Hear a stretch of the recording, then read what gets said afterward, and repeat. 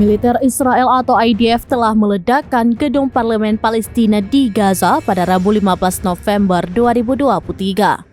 Aksi keji IDF tersebut menggambarkan bagian dari perang melawan Hamas. Tampak dari video yang beredar menunjukkan bangunan yang rusak berat meledak menjadi pilar asap dan debu. Sementara pasukan pertahanan Israel atau IDF di parit terdekat tertawa dan bersorak.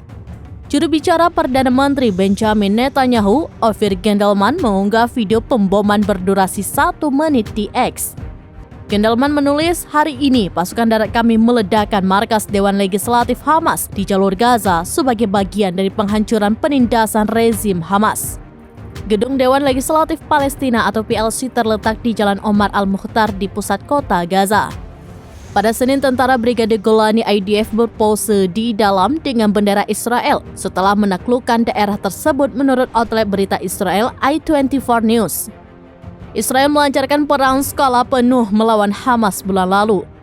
Setelah serangan kelompok Palestina ke desa-desa dan pos-pos Israel di dekat Gaza yang menewaskan sekitar 1.200 orang. Selain blokade total terhadap wilayah kantong tersebut, artileri dan pesawat Israel telah membombardir Gaza selama lebih dari sebulan. Pasukan darat IDF memasuki daerah kantong tersebut pada 1 November.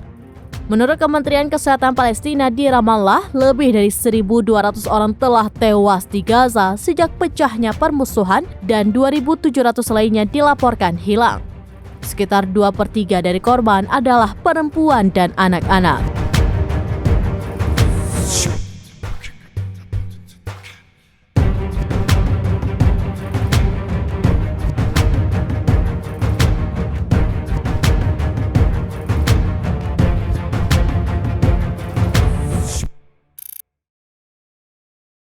Download Tribun X sekarang, menghadirkan lokal menjadi Indonesia.